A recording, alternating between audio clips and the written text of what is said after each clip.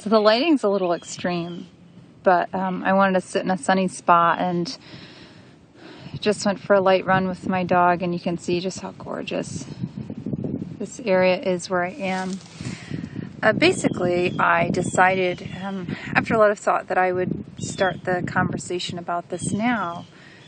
And the conversation I want to start is roughly about relationships. I know everyone has their own observations, their own experiences, and things like that later in life they have to take into account and try to learn from. And so I decided to make this video based on my own observations and experiences. And you know, the hope is that that hopefully helps you in whatever situation you're in, or maybe you just got out of it and you're, you know, nodding your head and saying, yeah, it's the same thing I was thinking. So that's the gist of what this video is. Now, when it comes to relationships, I've tried to boil it down because there's a lot of sayings and a lot of things and variables. And I tried to find a constant. I tried to find something that no matter what was going on in the relationship, that seemed to always be the case. And this video kind of touches on what I was beginning to say with the video I did on Lilith and why Adam's first marriage failed and why his second marriage was a great success. And so this is kind of like a part 2 to that. So basically, my theory was the biggest factor in a relationship is of course sex, and this is nothing new. This is an old idea.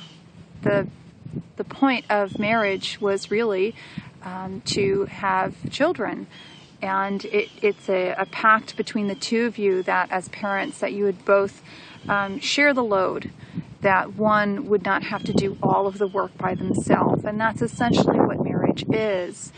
And without it, you're really just great friends.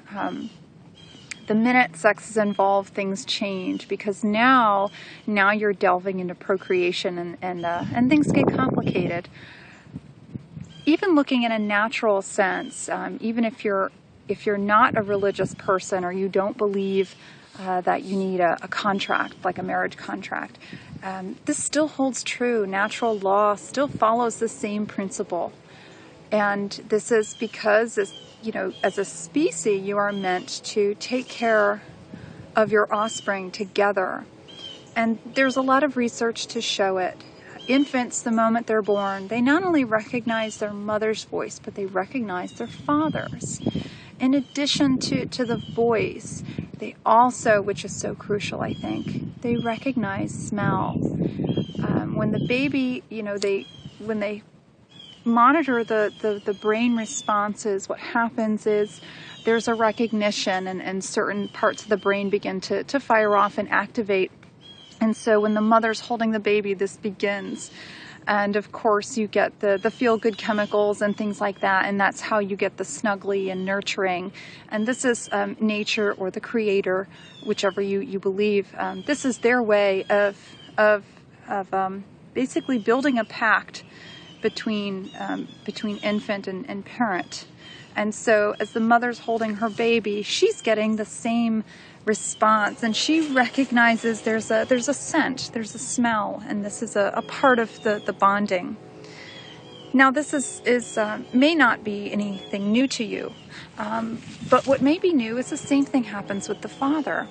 When the baby is then passed to the father, these same reactions happen. And so the baby is not only by design, is not only recognizing that as its father, but it's also getting the same feelings. The feel-good chemicals are firing off, telling it, rewarding the behavior, saying, yes, this is a good thing. You should want to be in his arms.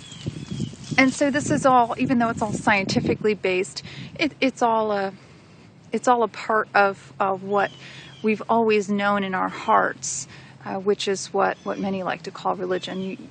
Or spirituality. You've always known it in your heart, you just didn't have the science to prove it, but you always knew it was there. And so That's lovely, Fozzie. What do you got? What you got? Okay, so he has this great stick and he's parading around, hoping that I notice and I chase after him, which I will not be right now. But you look so cute doing it because it's almost bigger than you are. So basically, these are very natural. We have partners for a reason. It's not because society says we should. It's because nature says it too. So there's a lot more to it. So this is crucial, okay? We are meant to be in pairs. We're meant to be together as a species. I say this because some species that's not true, and so it's different for them. But for us, we are meant to be together and make a team and share the load. So here's what happens, okay? This all is because of sex. Now, sex is a powerful thing, and this is what I want everyone to understand, exactly how powerful it is. And this is the mistake that people make. They don't realize what it really does to you, okay? In some of the comments, and I can't remember if I said it exactly in the video, but I know the description with Lilith, the point was made, that I made, that basically you had to not open too many doors, but to keep it condensed and easy to understand. That there are two, what I'm calling two types of sex. There's good sex between people who are talented, I call it, and then there's great sex between two people who genuinely love each other.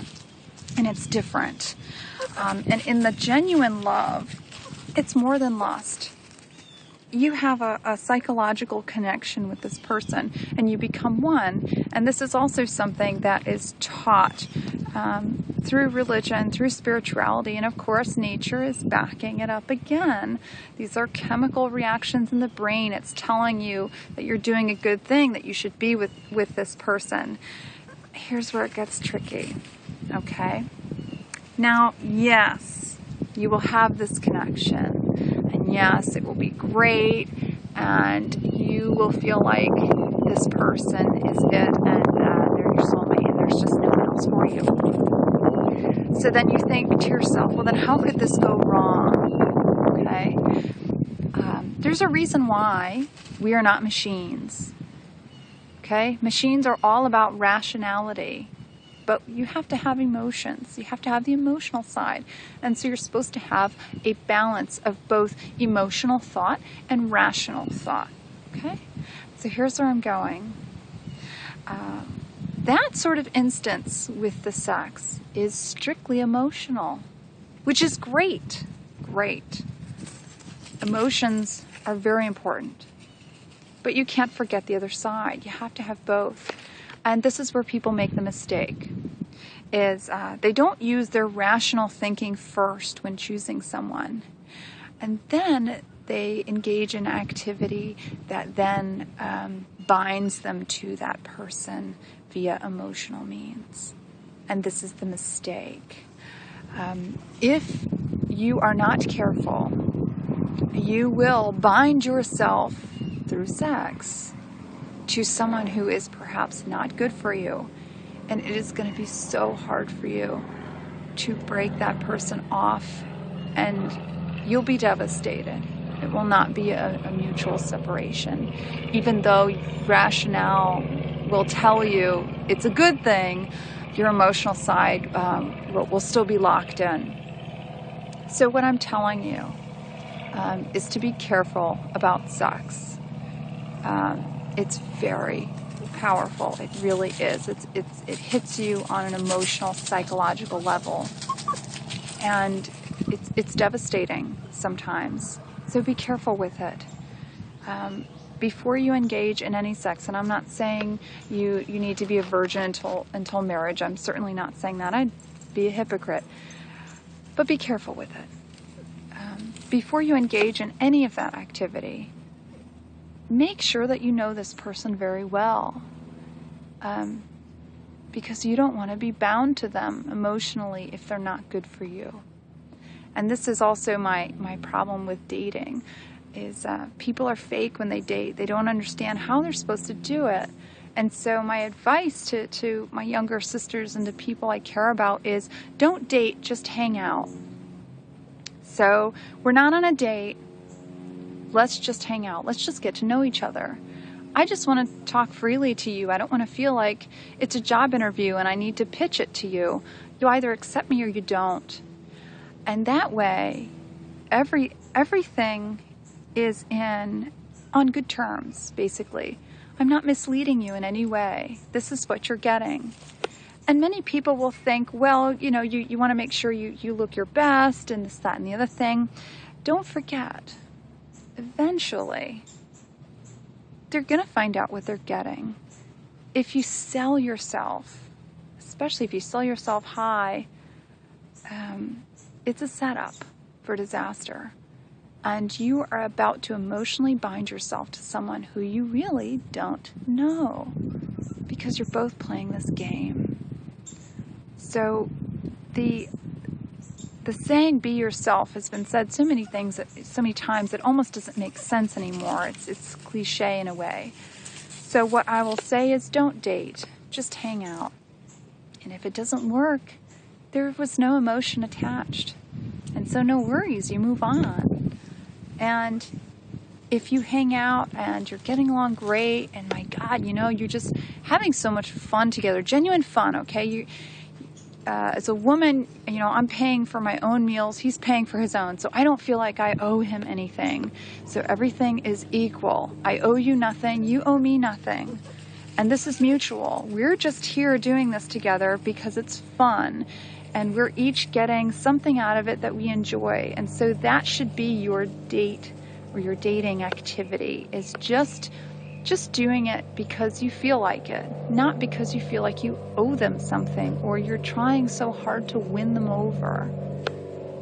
If you're right for them, you'll win them over.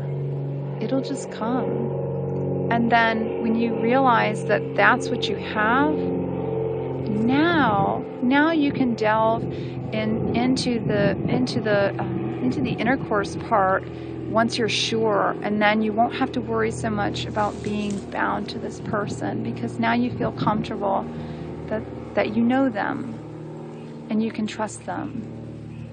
And that's what it means.